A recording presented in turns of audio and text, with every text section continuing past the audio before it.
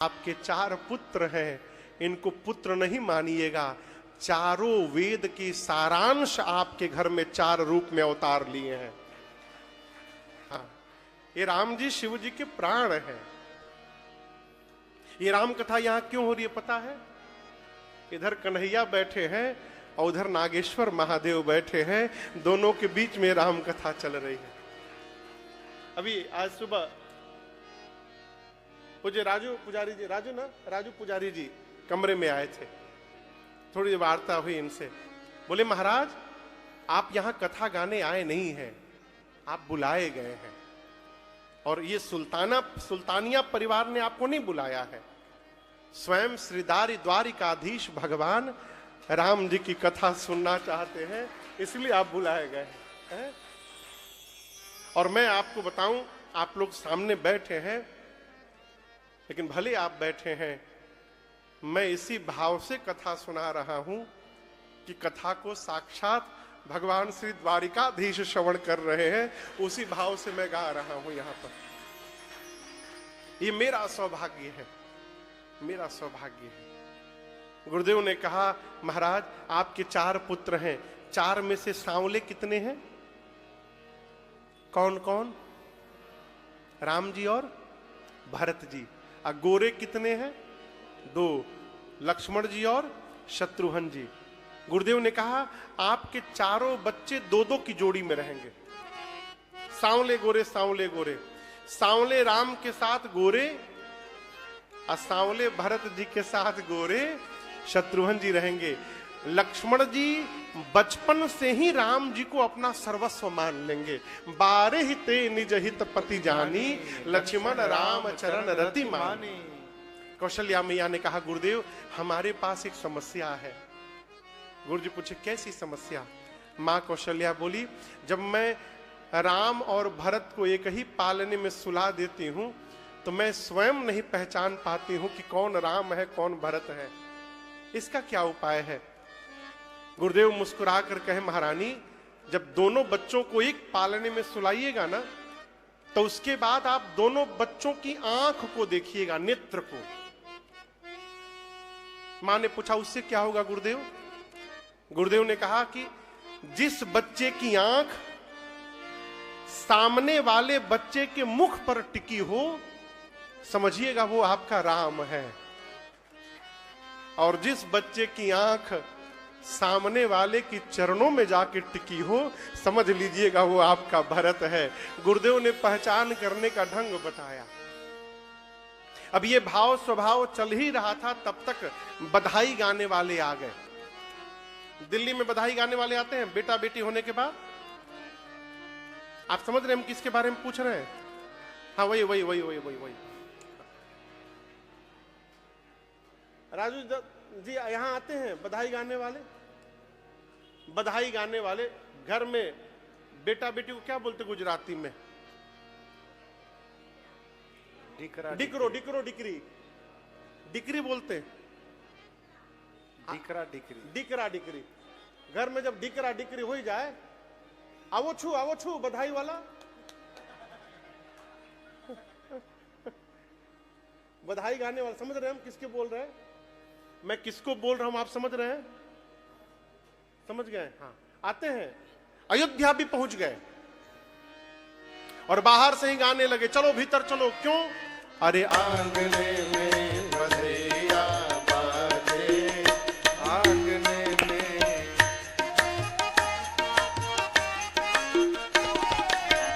चंद्रमुखी मृग नयनी अवध के, चंद्रमुखी मृगिया कौतुक दे।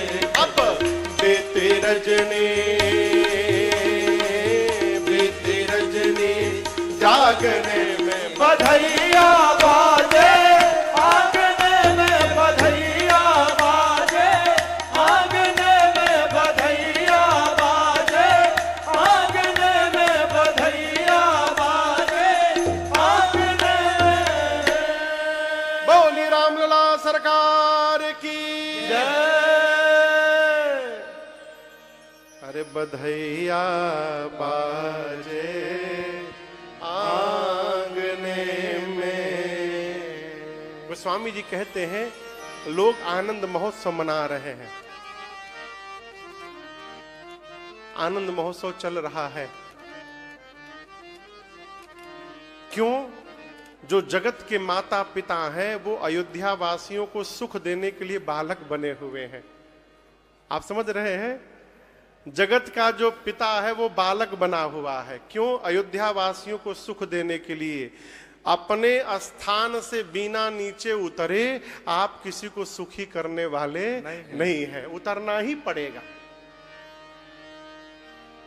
और दूसरे के लिए नीचे उतरना ये भगवान को छोड़कर दूसरा कोई कर भी नहीं सकता है। जीव तो खाली ऊपर जाने के लिए लड़ाई कर रहा है। हम नीचे नहीं, हम सोफा पे बैठेंगे। यहां तो बड़ा आनंद है। जो पंडाल की कथाएं होती हैं वहां मैं चुपचाप देखता हूं, मुझे बड़ा हंसी भी आती है। कई लोग सोफा के लिए फूफा बन जाते हैं, मुंह फुला लेते हैं। हमको तो किसी ने पूछा ही कौन नहीं, हमको तो सोफा मिला ही नहीं साहब, मेरा अपमान हो गया। अरे भगवान नीचे उतर रहे हैं और आप ऊपर जाने की तैयारी में हैं? नीचे रहिए, नीचे रहिए। भगवान जगत को आनंदित देने के लिए, आनंद देने के लिए, अयोध्या वासियों को सुख देने के लिए जगत का पिता आज पुत्र बन करके आंगन में बैठा हुआ है, ये भगवान है। शंकर जी बोले आज पूरी अयोध्या आनंद में डूबी हुई है, पूरी अयोध्या। मां ने पूछा आप कौन माने? शंकर भगवान से कौन मैया पूछेंगी? पार्वती मैया। हाँ। मां ने पूछा प्रभु सही बोले आप, अयोध्या में सबको आनंद मिल रहा है। बाबा बोले सबको नहीं मिल रहा। कहां सबको आनंद मिलता है? सबको आनंद मिलता है क्या? शंकर जी बोले अयोध्या में सबको नहीं मिलता, एक है जिसको आनंद नहीं मिल रहा। मां बोली प्रभु अयोध्या में भी कोई है जिसको आनंद नहीं मिल रहा है? बाबा बोले हैं एक है ना। कौन है वो? नाम मंथरा मंदमती चेरी कै के अजस पिटारी ताहि करी गई गिरा मंथरा। आपको बताऊं भगवान के उत्सव में मंथरा को आनंद नहीं आ रहा है। इसलिए नहीं आ रहा कि उनके स्वामिनी कैकेयी जी के पुत्र भरत जी राम जी से छोटे हो गए, इसलिए वो राम जी से चिढ़ती है। अब आप आनंद में रहो, आप आनंद में रहो ना, यहां से तो ले जाओ। हाँ, कैमरे हिलाएंगे प्रभु। मंथरा को आनंद नहीं है। शंकर जी बोले आनंद किसको मिलेगा? जीन रघुनाथ चरण रति मान। जो मनुष्य भगवान श्री राम के चरण में प्रेम करता है उसी को राम जी की कथा में आनंद प्राप्त होता है। ये आनंद सबको नहीं मिल सकता। मंथरा प्रेम नहीं करती। फिर मां पार्वती ने प्रश्न किया प्रभु एक मेरा प्रश्न है, जो बेचारा अब तक भगवान को प्रेम नहीं कर पाया वो क्या करे कि उसका भी प्रेम हो जाए?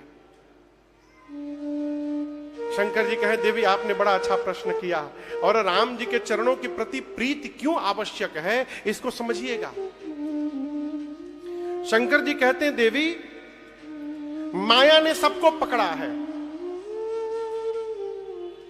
ये न समझिएगा कि राजन राम कथा गा रहा है तो माया से बचा हुआ है। माया ने सबको पकड़ा है, और जो कही रहा है हम माया से बचे हुए हैं, भगवान बचावे। कहो माया ने फंसाया है बाबू। शंकर जी कहते हैं बिना राम जी की शरण में आए बंधन से जीव कैसे मुक्त होगा? कवन सकई भव बंधन छोड़ी। और अब समझिएगा जीवन के दुख का असली कारण है हम भगवान से विमुख होके बैठे हैं। एक कहानी मैंने पढ़ी थी, मैं आपको सुनाऊं, आप सुने होंगे कथाओं में, फिर भी सुनाता हूं। एक आदमी ऐसे ही बैठा था एक दिन में, तो मन में उसको उसकी परछाई दिखाई पड़ी। सामने उसकी परछाई थी, तो सोचा क्या मैं अपनी परछाई को नहीं हरा सकता हूं क्या? खड़ा हुआ, लगा भागने, परछाई को हराने के लिए दौड़ने लगा। जितनी गति से वो दौड़े उतनी गति से उसकी परछाई भी आगे आगे दौड़े। अपने पूरी क्षमता से दौड़ा, घंटों दौड़ा, दौड़ते दौड़ते थक गया, परछाई को हरा नहीं पाया, तो उदास होकर अपने गुरु जी के पास गया। कहा, गुरुदेव, मैं सोचा था कि अपनी छाया को हरा दूंगा, बहुत तेज भागा गुरुजी, मैं बहुत तेज, परंतु हरा नहीं पाया। गुरुदेव मुस्कुरा कर बोले, यदि तुम वास्तव में अपनी छाया हराना चाहते थे तो तुमको भागने की आवश्यकता नहीं थी। बोला, फिर कैसे हराता गुरुदेव? गुरुजी बोले, तुमको अपनी दिशा बदलने की आवश्यकता थी बस। जब तुम दौड़ रहे थे तो सूर्य तुम्हारे पीठ की तरफ थे ना? बोला, हाँ गुरुजी, इसीलिए नहीं हरा पाए। यदि तुम अपना मुख सूर्य की ओर घुमा देते तो तुम्हारी छाया अपने आप तुम्हारे से पीछे चली जाती और हार जाती। ये कथा कह रही है, हमको अपने जीवन में सामने यदि दुख दिखाई दे रहा है, इसका केवल और केवल एक अर्थ है, हम भगवान को अपने पीठ के पीछे रखे हैं, भगवान से विमुख हो गए हैं। और जिस दिन हम भगवान की ओर मुख कर लेंगे, हमारे जीवन का सारा दुख अपने आप पीछे चला जाएगा और सामने आनंद सिंधु का दर्शन प्राप्त होगा। शंकर भगवान बोले, जो अब तक प्रेम नहीं कर पाया है, और यदि वो भी प्रेम करना चाहता है, तो सबसे पहले एक काम करना है। कितना काम करना है? बोलिए, कौन सा काम है वो? आप कल्पना करिए क्या हो सकता है। हाँ, राम जपना। अच्छा, और कोई बतावे? आप लोग बताओ भैया लोग, सब यही लोग बताएंगे कि आप वो लोग कुछ बताइयो। हाँ, थोड़ा जोर से बोलिए। माता पिता की सेवा। अच्छा, श्रीमद् भागवतम पढ़ना और नाम जप करना। और कोई बतावे? इधर से कोई बतावे?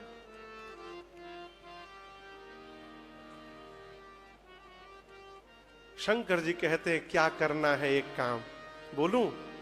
सबसे पहले जो काम करना है, माना क्रम बचना छाड़ी चतुराई। सबसे पहले मन से, वचन से और कर्म से चतुराई का त्याग करना है। क्या करना है? चतुराई का। अब आप कहोगे, महाराज हम चतुराई नहीं करते। मैं दिखा रहा हूं, कथा में बैठकर बीच में मोबाइल चेक हो रहा है, धरा गए। मैं आपको देख के नहीं बोला, मैं तो ऐसे ही बोल रहा हूं। जैसे मोबाइल बोला तुरंत नीचे रख दिए। आप दर्शन करिए, कथा में बैठकर यदि हम मोबाइल में लगे हुए हैं, ये मन की चतुराई है। हमारा शरीर जहां है, यदि हमारा मन वहां नहीं है, तो ये चतुराई है। कई लोग का ध्यान चप्पल पर भी होगा, एक्सचेंज ना हो जाए।